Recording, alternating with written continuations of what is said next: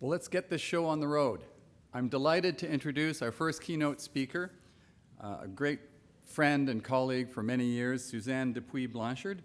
Suzanne is a registered nurse, professor of the School of Nursing at the University of Moncton, where she holds a research chair in population aging, and she's the director of the center. Her program of research focuses on multiple dimensions of aging, including aging in place, issues related to aging in official language minority communities, and other key areas. She's an innovator behind the Nursing Home Without Walls, a provincial program to support aging in place, which is recognized by the United Nations Healthy Aging 50 initiative. She's the past chairperson of the National Seniors Council. This is a federal position. Past president of the Canadian Association on Gerontology, and co-led the development of the New Brunswick Strategy on Aging. Suzanne.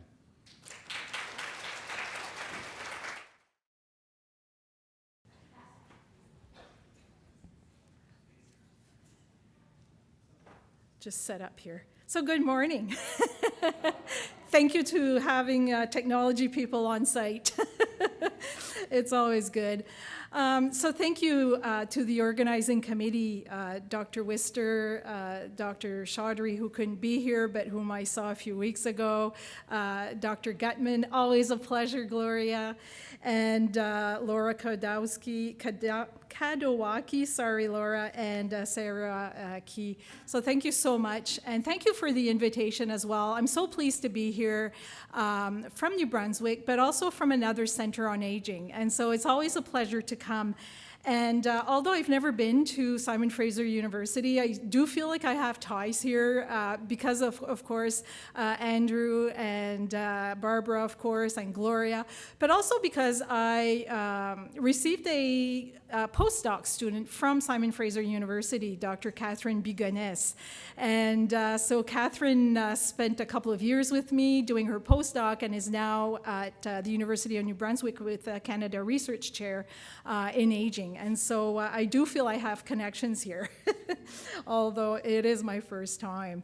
So this presentation, I thought I would, looking at the theme of the conference, I think this will fit very well.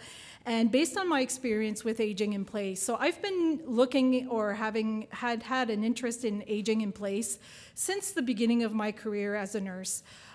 This spans over 33 years, even during my first job as a community health nurse in Ottawa, and visiting older adults who I was visiting not because they were aging in place, because we were not using that term at that time, but we're visiting them to try to keep them at home, talking about health promotion, and also having an interest in keeping their mobility and looking at their blood pressure and whatnot. And I remember as a young nurse going back to the health department and telling my colleagues, there's something more than that we should be looking at, because some of these older adults that I'm visiting are actually struggling to stay at home, and they're struggling to relocate, but we don't seem to be addressing this. And I still remember my colleagues who had a lot more experience than I had, and my unit manager saying, Suzanne, look, everyone has to relocate. It's a normal part of life. There's nothing to it. Well, we know a lot more now that, yes, maybe it is a normal part of life to relocate, but sometimes when you get older and attached to place, it has a much more significant meaning than just relocating for relocating. And this whole aging in place concept comes to light. So I hope with this presentation to be able to talk a bit more about aging in place, but looking at it and recognizing the social and environmental approaches that shape aging in place within our healthcare system as well, because it can easily become a medical, not necessarily issue, but we can look at it with a medical lens and see other things and see how the social aspects and the environmental aspects fit within that. So I hope to be able to do that. And also talk about care in the community. So let's take a moment to talk about aging in place. Aging in place has become the concept, right? I remember when I did my master's degree and said that I was interested in looking at relocation and keeping older adults home. As a nurse, I was told by my thesis supervisor, Suzanne, that's not clinical. You need to find something that's nursing. And I said, well, it's community health. It is nursing. Nope, you have to find something else. And I was adamant that, no, based on my experience, this was really something that needed to be looked at because we did not have a concept called aging in place. And so to see it flourish right now is wonderful. And it's wonderful that it's getting the attention that it should be getting as well. We know that the majority of older adults want to age in their home. And when I say home, I mean anything outside of institutions. It could be the family home, the large family home from where I come from in New Brunswick. It can be a condo, it could be co-housing, it could look very different, but it is outside of institutions. So that's aging in place. The National Institute on Aging at the Metropolitan University in Toronto recently had done a survey and have published this report that says that 100% of people surveyed want to age at home. I think that's no surprise. I think we can think of where we want to age as well, no matter what age we are here in the room. And there's nothing like being at home and feeling at home, comfortable, right? Also, we have 92% of older adults that are currently aging in place in Canada. We tend to focus on the 8% that are in long-term care facilities for good reason, right?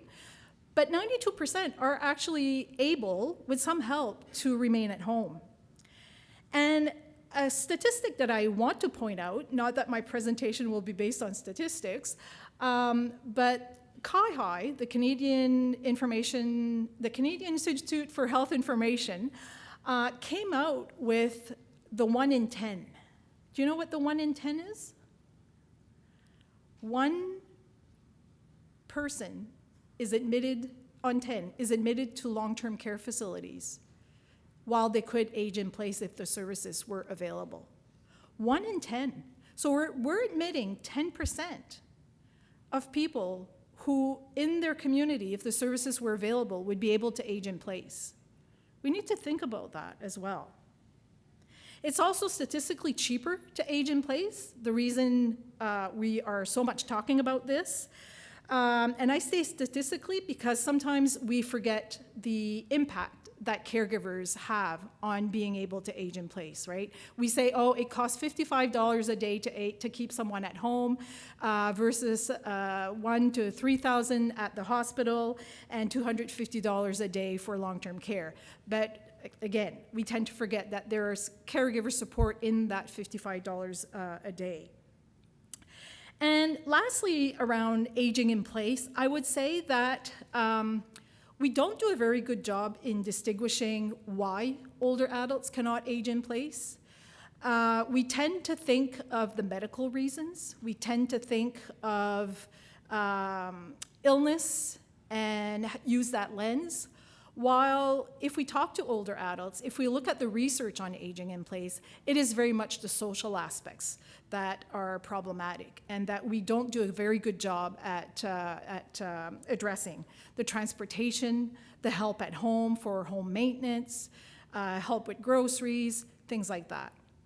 Those are the things that are not very well addressed in our society. But also, it's about aging in the right place. So as much as the research that I do and the interest that I have is about aging at home, we also have to recognize that for some, aging at home may look different. It may be aging at home in an institutional setting or a home setting that's more institutional, right?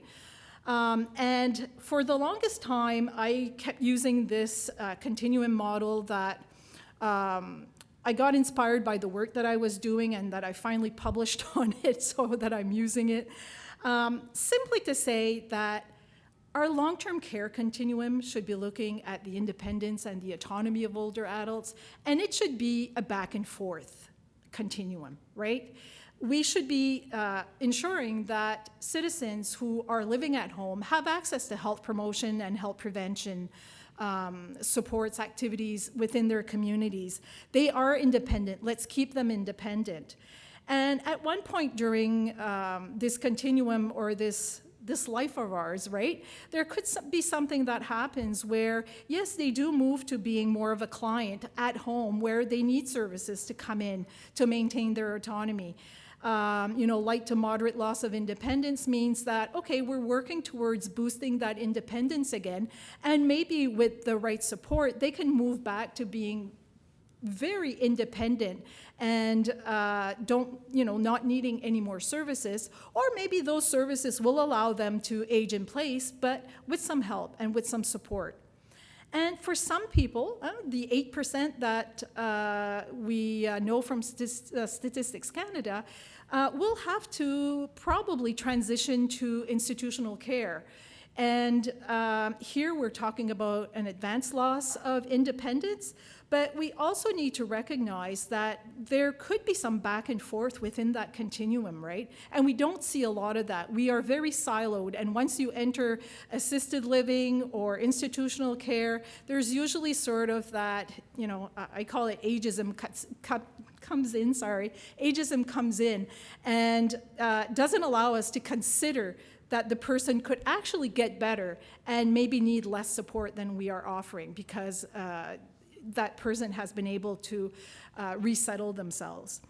All of this happens, of course, in a context that we have sometimes little control over, be it governmental policies, strategies, and things that are happening within our communities. But the goal is to have the person as independent as possible. And this is important when we look at the spending that happens between home care and institutions. So unfortunately, as I sometimes refer to it, home care and home supports are the poor cousin of our health system, right? We say that about 5% of funding goes to home care, so 5% of our federal funding that comes to the provinces for them to do home care and home support. There's 5% that go to this. 11% goes to long-term care, mostly nursing homes and facilities. So that is not a lot. We're talking 16% around between home care and institutional care. And the rest goes to the medical system, the health system itself. And despite the Romano report, despite the Kirby reports recommending that home care and home support become part of the Canada Health Act, we are still not there in 2024. And I'm actually heading to Ottawa to a roundtable, May in next month? It's going by so fast. In about a month time, actually, they are having a roundtable on what is missing in the Canada Health Act and what could be improved. And I'm happy that my submission was accepted because I want to talk about long-term care and home supports as well. I think that is very much missing from the Canada Health Act. And why that is important is that the Canada Health Act has those 5 principles, 2 of which are very important: accessibility and I can't say this in English, universality. Thank you, with my French accent here. But very, very important, especially around that access, especially in this time when we are talking about private health care, when we're talking about access in rural communities, with new Canadians, with official language minority communities, and so on and so on. This becomes very, very important. And not only that, but CAHI, just 2023, this is very recent, was looking at how spending has changed for older adults. And we would think with population aging that there is more spending happening in this part of the age 65 and plus, but we're seeing that despite that increase in population, there is actually a decrease in funding to older adults, which kind of makes no sense, does it? And the priority again goes to ages 1 to 64 in this diagram. And so we absolutely have to be smart and plan around aging in place. Although we talk the talk, and there are lots of documents talking about the importance of aging in place, when it comes to dollars and when it comes to actually taking action, it is not always possible, and it is not always the priority, unfortunately. So aging in place. This medical approach and this social approach that I've been referring to a few times. So aging in place, because it includes home care and home supports. So home care is the care component, if I can say, and we sometimes don't distinguish that aging in place has those two components. We often simply say, oh, it's about home care. While in fact, there is a care component, but it's very much about home services and home support. And if we want to take a step back from that and consider the approaches that we're dealing with, so kind of a level up, if I can say, and if we talk about the medical approach in our healthcare system, we are talking of a system, which I'm part of as a nurse and which a lot of you are part of as health professionals, that is very much interested in finding the physical cause of what's happening, be it mobility, be it frailty, cognitive function. We want to identify the causes, right? What is happening here? We are focused on the person. We want to treat, right? We want the person to get better, so we intervene, but it's oftentimes very much a treatment-based. And it's also, I call it a blame culture, excuse the term, but, you know, we are easy to point out people who maybe don't obey the norms of society. And, you know, I've put on a few pounds since the pandemic. I could easily be blamed for that if I have health problems, for example. I use myself as an example because I don't want to point anything else out. But we really want to focus about what is wrong with the person. Why is this person presenting with this situation, and what has he or she or they, what have they done or not done to be in this situation, right?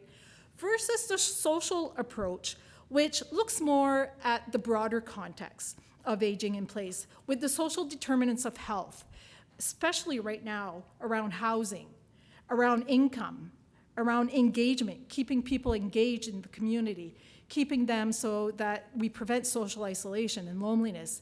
But those components, especially housing right now, look at our housing situation, and even from my small community, Moncton, New Brunswick, we are having, I believe, the same conversations about the cost of housing and rent, the availability of housing, and also, when we're talking about aging in place, having places that are appropriate to age in place as well. I remember this interview that I had done around aging in place, and the older woman had shared that all she could afford was an apartment on the second floor of this building. And when she visited in the day, it looked fine. She said, yeah, sure, this will do. Come to find out that it was a club, like a club, dancing club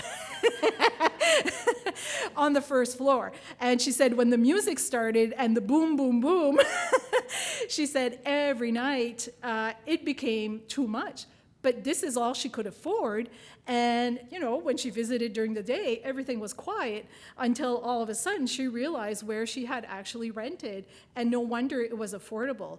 And, you know, there are so many issues around housing. I mean, I could do a presentation on housing.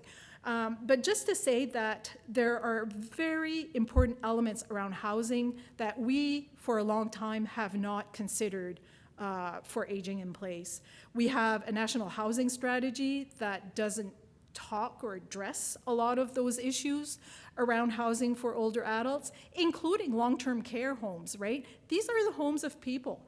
And I just saw that the Canadian Association of Long-Term Care earlier this week or at the end of last week, released a paper about the conditions of nursing homes, of long-term care facilities or long-term care homes, and that they're deteriorating because they are no longer getting funding in the traditional way that it used to happen, and that we have to be preoccupied about this.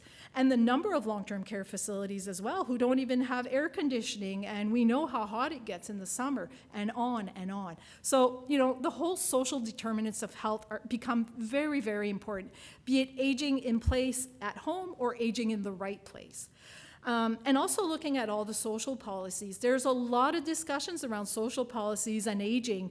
It's even, we have a federal minister of seniors, we have provincial ministers of seniors, we have seniors advocates, we have all kinds of people who have an interest in developing social policies.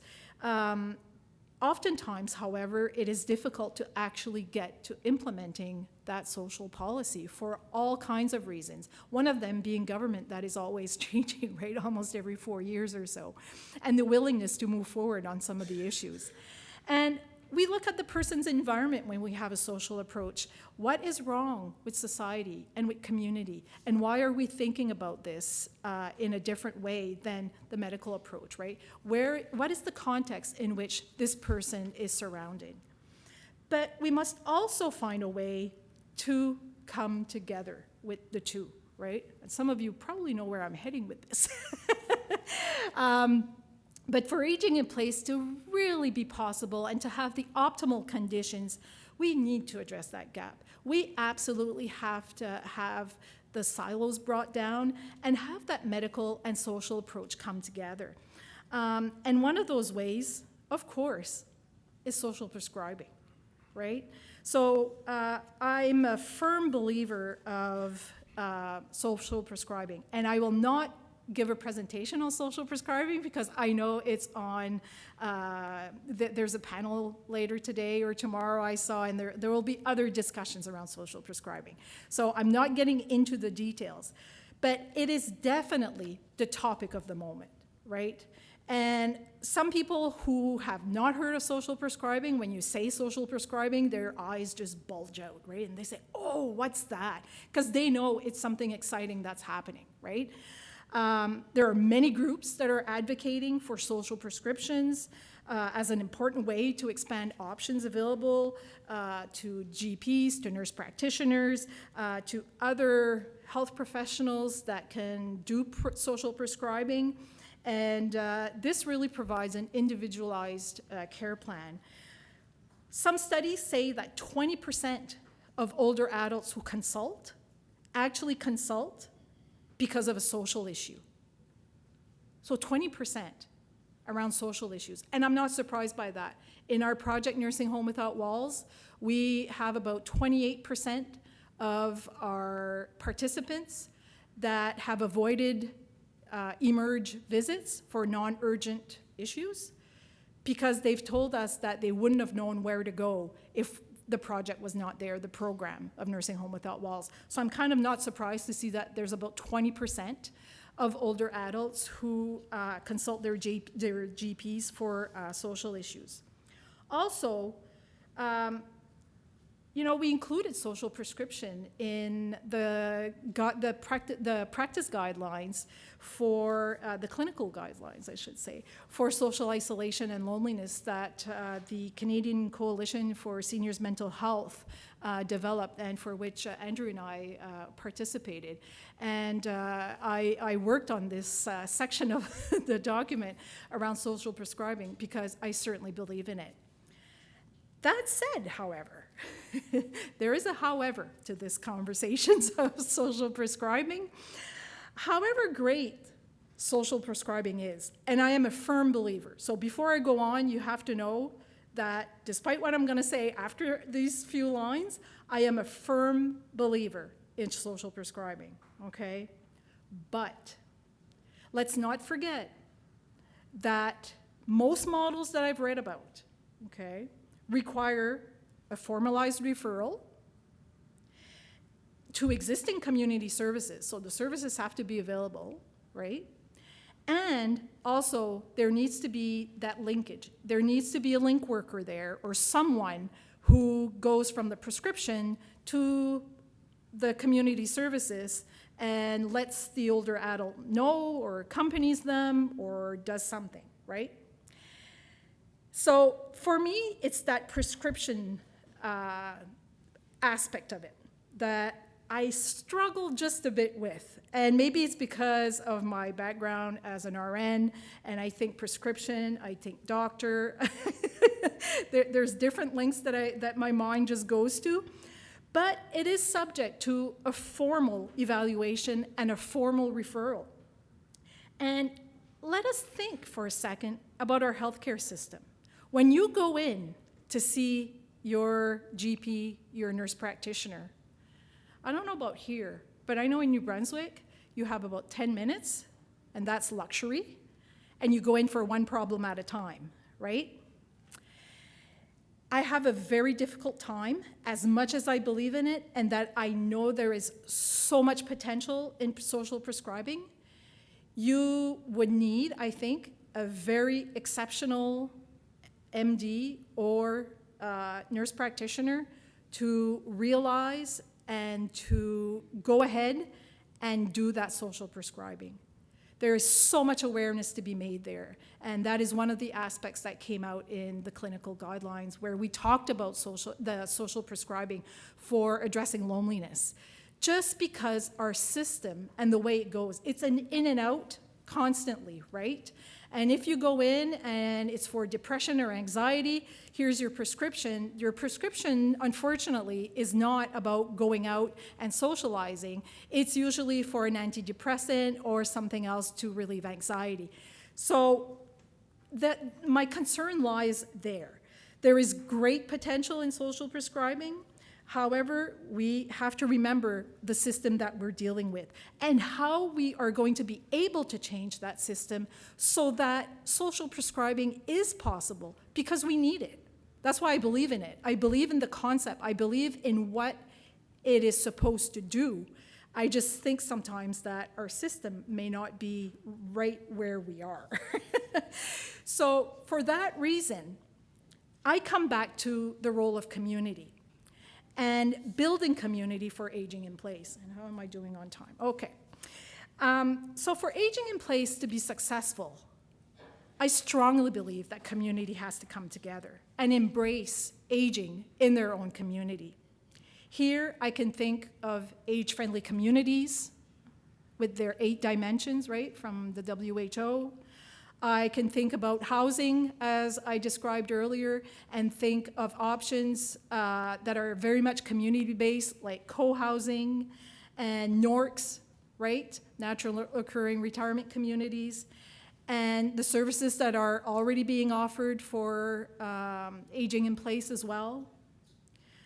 But there needs to be work for communities to come together, right? But I think there's more potential in believing in the communities right now than, unfortunately, relying on our medical system.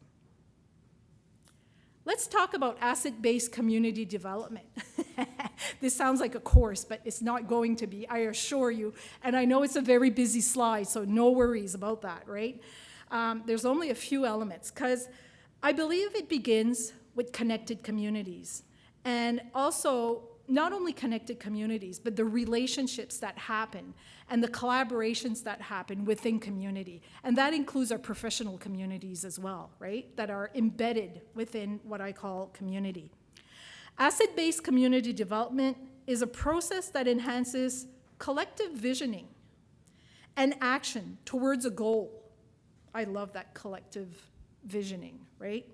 Aging in place is our collective visioning. How do we do this, right?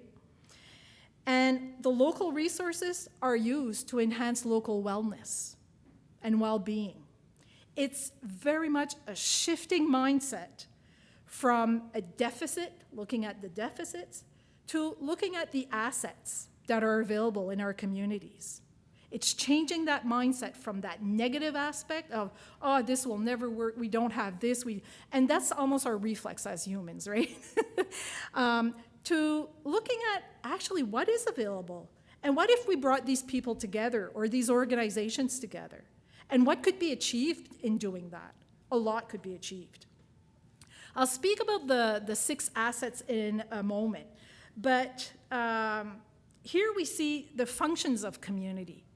And the functions of community is about enabling health, assuring security, shaping local economy, and co-creating care. These are the critical features of aging in place, right? And how we address asset-based community development, also known as ABCD. Looks like I'm starting the alphabet, but what members of the community can do for themselves. That's where we start, right? When we look at assets and not the deficits, we say, okay, so what can people do for themselves? And what can we do if we get a little outside help from people who could help us? And if we decide to get outside help, what role do we want them to have? How active and how involved do we want them to be? Because they're coming into our community, right? And what do we want outsiders to do for us? It's the community walk of looking what's available. It's looking at the asset mapping, right, of what is there, nurturing the relationships, having those discussions, and shifting away from seeing the neighbors that we have, our collaborators, the ones we have relationships with, as, and I can't, I see the word and my mind goes in French, apathetic, right?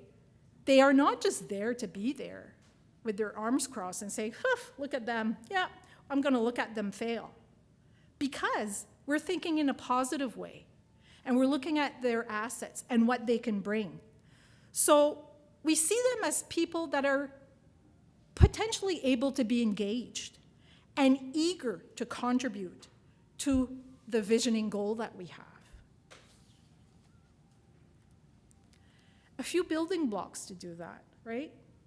It's about rediscovering the value of community and looking at what community has as assets before we seek outside solutions.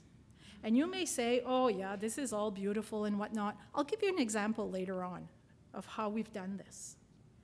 We're talking about the contributions of residents, looking at their skills, looking at their passion, the experience, their knowledge that they have that they can share, right, for the collective good. We're talking about associations, clubs, groups, non-for-profits, people who can come together, and people who already gather people by their memberships or just by the organization that they are. It's looking at the non-for-profit, the governments, the local places of where community life happens. It's about those exchanges between neighbors, the relational exchanges, but also economic, right? And the local stories, the stories of how communities can flourish into neighborhoods, right? Where we care for each other and we have those important conversations. It's also about recognizing the difference between to, for, with, and by. And any one of you who knows the work of Cormac Russell will recognize this because I had the opportunity to follow a workshop with Cormac in Toronto in February. And as much as I was already sold on community development, because that's the experience I bring as a community health nurse, he brought me back to my roots. And he brought me back to recognizing the differences between when we think we're experts and we can do this for community and to people, to taking that step back and co-creating what we want to happen, right? So doing to community, which is commonly taken as an infringement or even an aggression where things are done to others. Cormac calls this a form of change that is often decided without us and is done to us. And it's where the medical model sits, right? Things are decided for us. This is what we're gonna do to help you, and this is it. I hope it's changing, and I know it is, right? I'm not naive at that point. Doing for community is more of a charity model, where we try to rescue those with misfortunes, right? We want to help them. The change is done for us, but without us in that quadrant. where change is imposed because we think it's better that we do that change for them. Where it gets interesting is with and by. Doing with community is the collaborative co-production. The co-production that we need in that space, right? Where with is the change that is done for us, with us. So we include members of the community. We include people who are concerned around aging in place. It is done collaboratively. And doing by is very much the optimal visioning, I guess, that we can offer. So by doing by community, or efforts that are truly community-led, for the people, by the people. Here, change is done by us, for us, okay? So this approach tends to work best, especially in building those relationships and the change we want to see. Very important. And these two approaches go with a community approach such as the asset-based community development for aging in place, and it also aligns with research. And the whole momentum right now in the world of research around co-production and the impact of research. And I know this is a busy slide. I usually would not use it, but I think the message is key. And there's, I circled in red what is key for me here in this discussion about community and relationship building and co-creation. And we are doing that in research as well. Some better than others, depending on the institutions we're in. And I say that as an academic who recognizes that our university world is sometimes not recognizing the work that goes into that co-creation. But this is about knowledge mobilization. And I think it was Andrew that mentioned, you know, we've been talking about knowledge mobilization and knowledge transfer for a long time. And this model by David Fipes and colleagues, demonstrates that when we have co-production, when researchers and our co-production partners, which could be patients, older adults, community, government, whichever groups need to be involved, because we're doing research with them, right, and for them as well. Why it becomes important is that the impact is seen much more quicker than our traditional 17 years from doing the project, going through rounds of journal reviews, and finally being published, but still not having any uptake. 17 years. I saw a few reactions. It is true. I looked it up. I have a reference. 17 years, right? By 17 years, we have moved on to other things, right? It is the reality of the research world and the publication world and the knowledge mobilization. So when we do knowledge mobilization in a co-produced way, which goes with the asset-based community development and goes into advancing, you know, what it is that we want to change here around aging in place is the topic. When we co-produce, we are able to have a better impact and a much quicker impact, because the people that we want to have impact on are involved. They already know. They don't have to wait for that publication or those statistics to come out or to, yes, of course, it reinforces it. I recognize that.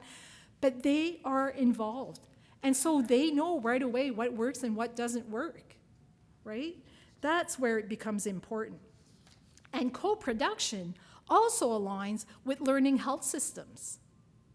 So I'm trying to put it all together here, right? So yes, we're working with community.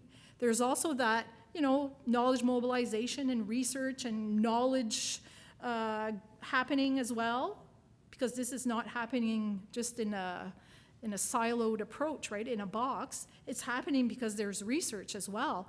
But it's also happening, if we want to, and if we really want to have an impact and a change, it's happening within health systems that are learning health systems. Learning health systems that integrate community-based approaches and co-production of knowledge.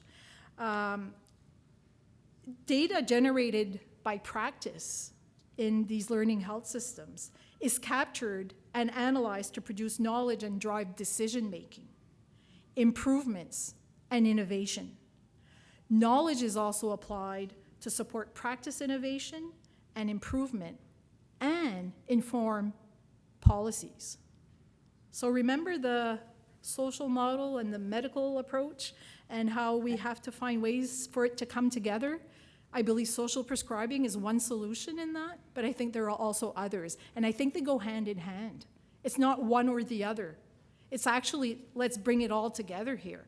And let's try to have systems that will actually learn from what is happening on the ground and that is informed and is looked at by those that are involved in those decision makings and the policy making. And let's have a system that is learning from what is happening in research and on the ground as well. At the center, you see the community, and the community is composed of all of us. The citizens that are concerned, the clinicians, the researchers, the administrators, the policymakers, working to enable change. And most importantly, a learning health system draws not only on the knowledge that is produced within the healthcare system, but also outside of the health system as well. So external research, external data, right? And a learning system includes engaged patients, timely sharing of relevant data, timely production of research evidence, appropriate decision supports, aligned governance, financial and delivery arrangements, and a culture of rapid change. Wow. Who does not want rapid change, right? I think that's all of us who get involved in committees and our jobs and whatnot, probably is the number one complaint of how it takes time for change. And I don't know about you, but since COVID, I feel like it's taking double time to talk about change and to advance things. I don't know what happened during those couple of years, but we have not gone back the same, right? And so let's think about that. And let's think of improving the competencies of the people involved for that rapid improvement as well. And I have an example for you of how this has actually been done, because if I'd be sitting there listening to myself, I think I'd probably say, yeah, she's dreaming. This is maybe not possible, or I don't know if this is actually possible. Well, I don't want to give a presentation on Nursing Home Without Walls, but I could not resist, because what I have just talked about, I've lived through in this pilot project that has now become a provincial program called Nursing Home Without Walls for Aging in Place.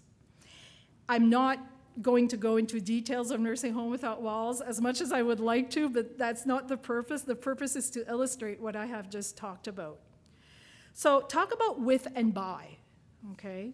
So I'm working on our provincial strategy on aging in New Brunswick, and lots of discussion, lots of reading, lots of reflection on aging in place. This is 2016, 2017, pre-pandemic, right? And we're developing a provincial aging strategy that is very much community-based, partnership-based. We want older adults to stay at home. We see the changes that need to be done. At the same time, I get invited to be a speaker at the annual general meeting of the New Brunswick Association of Nursing Homes to talk about community care and the fit with long-term care institutions. And as I get asked that, I'm thinking, whew, yeah, that's a tall order. How does all of this fit in? We're talking about aging in place, we're talking about long-term care facilities, and they're wondering what their fit is within all of this, right? They're part of the discussions, they're part of the consultations that are being had around aging in place, and they're kind of saying, well, Suzanne, I don't know, like, where do we fit in?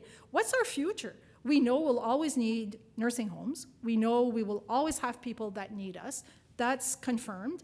But what happens with all this discussion around aging in place? And we sat down together, myself and Judy Hall, that is now the CEO of the Canadian Association of Long-Term Care. She was in New Brunswick at that time. And we had this conversation, and at the end of our conversation and reflection and brainstorming, we started laughing and said, well, what about, nursing homes providing services for aging in place? And we said, oh, can you imagine? And, we left it at that, and we laughed, and I headed out from Fredericton, drove to Moncton, a couple of hours, and I thought, you know what? Why not? And I thought, in our province, we, at that time, had, I think it was 65 long-term care facilities all over the province, rural, urban, French-speaking, bilingual, English-speaking. And I thought, you know what? This may be something. Because in my mind, it was, let's not create a new infrastructure. Let's not ask for, hundreds of millions to create this new whatever it would look like, and government's automatically going to say, well, no, we don't have the funding. Thought, what do we have in place? We have those nursing homes in place. And we have older adults in those communities that could benefit from having services.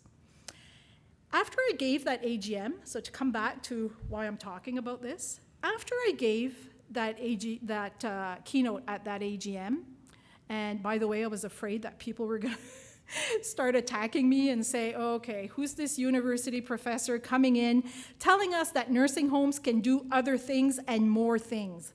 And I had told a few people, if I get attacked, please come and rescue me. And actually, I started seeing heads nod and people saying, oh, yeah. And people coming to me afterwards and saying, we could do that. And we already know older adults in our community that could benefit from us providing whatever it would look like, but helping them age at home. So I thought, oh, okay, the idea's not too bad, right? One community reached out to me. Now, as researchers, we usually run after people, right? I know I do.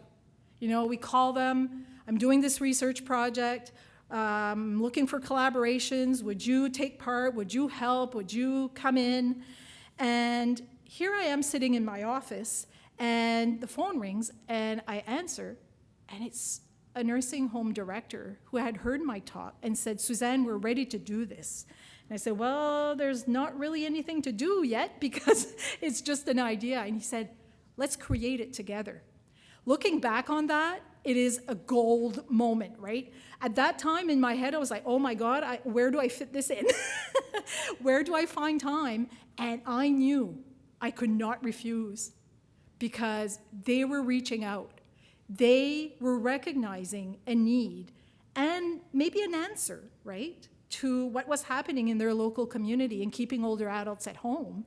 And I was not in a position, especially as a community health nurse and all my beliefs in community and whatnot, to say, oh, no, I'm not interested. So I said, well, we can talk. And what happened is that, like I put on my slide, they reached out and they invited the community to come to a consultation. They were leading it. It was being done by them, right? And we consulted the community. We did, focus groups where we had a room like this and we divided people to come together to answer 3 questions that together we created, because this is the answers that they were looking for in moving forward with Nursing Home Without Walls. What services can we do, the local nursing home, to help you stay at home? What short and medium-term actions do you propose that we do? And who can help us do that? Looking back on this was brilliant as questions. And I can say that because they weren't mine. They were co-created, right? But looking now at the theories of ABCD and looking at the co-creation that we're talking about when we talk about knowledge mobilization and whatnot, we were bang on. We were bang on. And what happened? We did that in different communities. And you're not meant necessarily to read that. I know it's very small, but I just wanted to show you that it went on to get funded in 4 sites for the pilot project.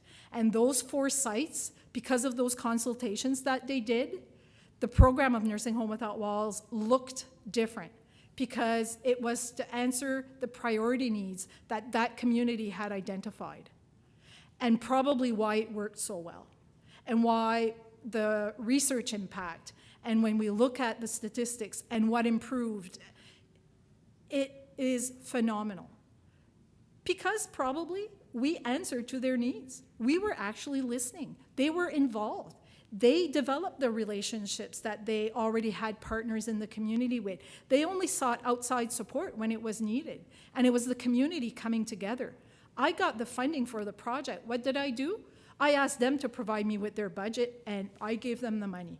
And my university said, we don't usually do that. Are you sure? How are they going to be accountable? And I said, you know what? This is a community project.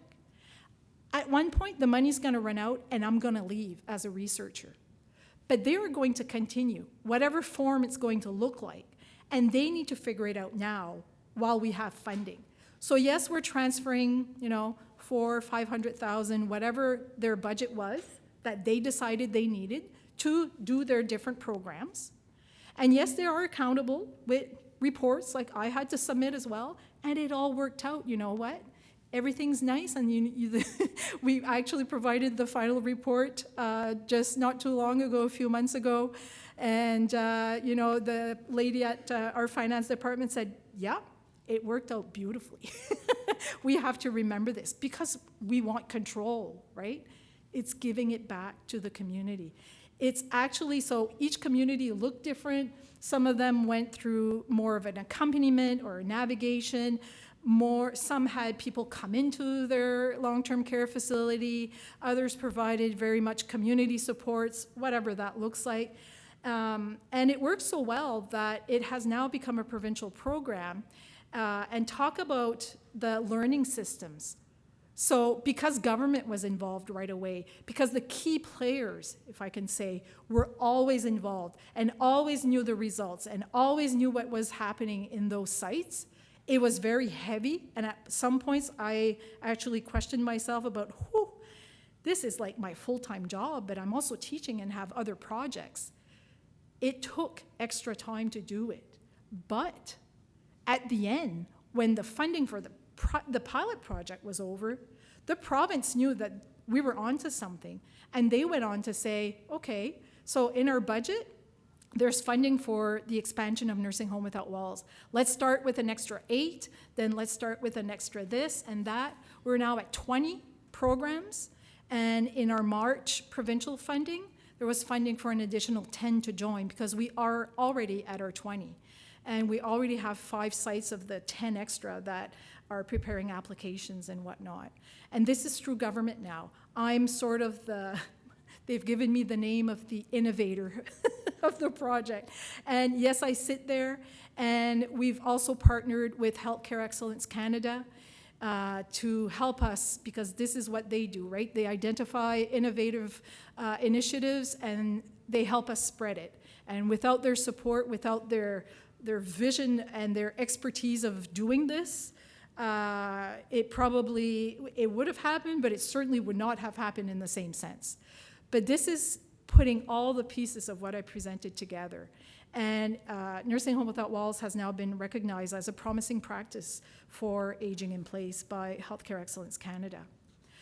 So my last few slides here, the impact all of that has for aging in place is that we have services and supports that match the priorities that were, expressed by people, by the caregivers, by the community that, have aging parents and whatnot. It also focuses on age-friendly communities, which is very important. And of course, the learning system, the health system, that was there, and that we are where we are now because of that, with other provinces that are actually interested as well. So it all comes down, I think, for me, to community and that essential component for aging in place. I truly believe that the healthcare system cannot do it alone. And it's not about the healthcare system. It is, but it isn't. I think it's very much the interested parties coming together, and hopefully communities as well that embrace age-friendly communities. And that we look at health promotion for older adults, that we look upstream, and that we provide the supports that are needed. We need to build community and see that that's a significant way to move forward and a sustainable way as well, especially for aging in place. And that when we talk about community and think about community, it actually includes the healthcare system. It includes our hospitals and our clinics and all, our MDs and NPs and all of that. It's just involving them maybe in a different way. And in hopes that with all of those components together, the social prescribing, the age-friendly communities, the social determinants of health, all of that comes together to create an environment that older adults can thrive in and age in place for as long as it is possible. And so my prescription, I could not resist. Again, because I so believe in social prescribing, my prescription would be building communities for aging in place. Thank you so much.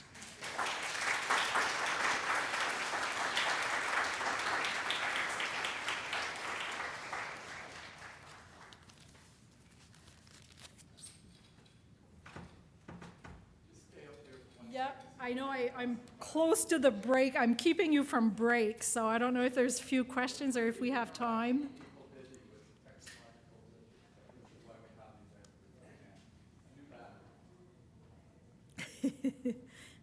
It's great when it works. So I hope that resonates with you. I hope that it also provides a bridge.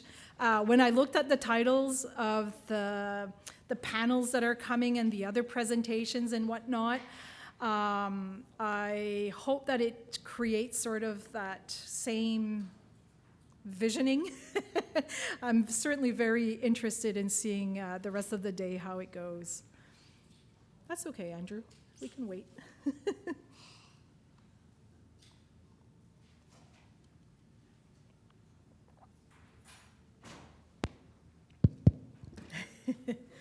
I think those mics, you can change the batteries multiple times a day. Thank you.